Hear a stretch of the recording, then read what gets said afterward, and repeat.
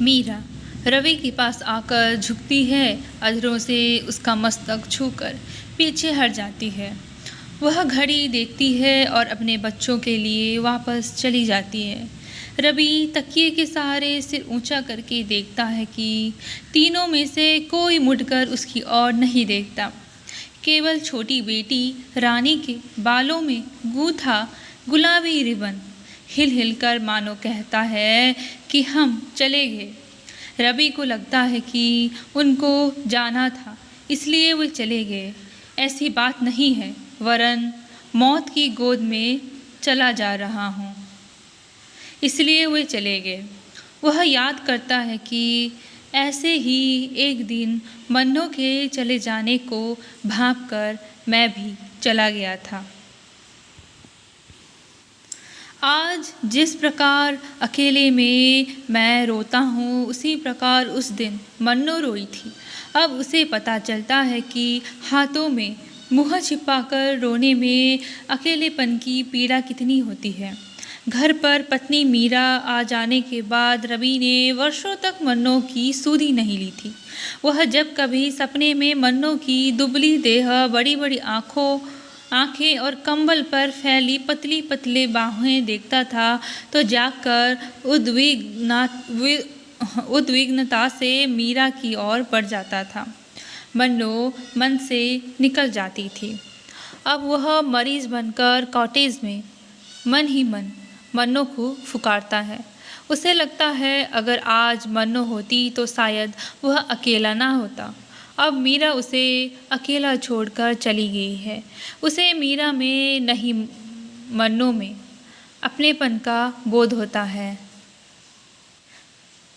वह सोचता है जिस मीरा को मैंने वर्षों जाना वह अब पास सी नहीं लगती, अपनी सी नहीं लगती। उसे मैं छू कर छुआ था, चूम कर चूमा था, पर मन पर जब मोह और प्यार की उलझन आती है तो मीरा नहीं मन्नो की आंखें ही सगी दिखती है। रवि को धुंध भरे बादलों के घेरे में घुंघराले बाल वाला वही चेहरा दिखता है। उसे दवा के नए बदलते रंग को देखकर लगता है कि इस छूटते छूटते तन में मन को बहुत दूर तक भटकना नहीं है। एक दिन खिड़की से बाहर देखते ही देखते इन्हीं बादलों में से समा जाऊंगा। मतलब वह सोचता है कि ये जो बादल हैं एक दिन मैं उन्हीं में ही समा जाऊंगा और वो जो पीड़ा से मुक्ति पाकर बादलों में समा जाऊंगा, ऐसे टाइप। लेकिन इसमें मेनली किस विषय में वर्णन किया गया है? एक व्यक्ति जब बीमार पड़ता है उसके अकेलेपन, निराशा के बारे में, घुटन के बारे में बताया गया है। तब उसके परिवार जो सगे संबंधी है उसे अकेला कर देते हैं, लेकिन उस समय उसे उनकी सबसे ज़्यादा ज़रूरत होती है, लेकिन लोग उनकी पीड़ा को नहीं समझते।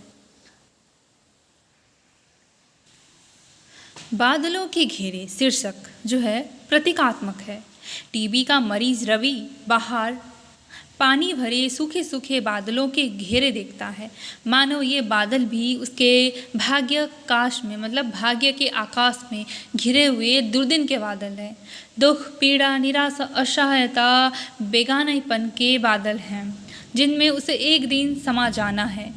ये ही बादल उसके अकेलेपन के साथी हैं। इनकी गोद में ही शरण लेना है, निश्चिंत हो जाना है।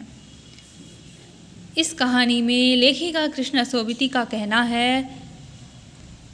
कहना यही है कि जब कोई किसी रोग के कारण समाज और परिवार से बहिष्कृत हो जाता है तब उसे निराशा, असहायता और अकेलेपन में जीवन के आखिरी क्षण को गिनना पड़ता है।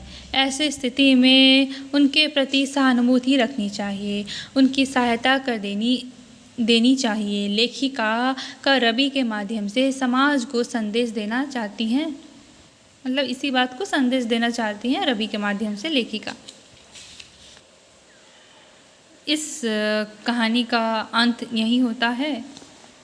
धन्यवाद।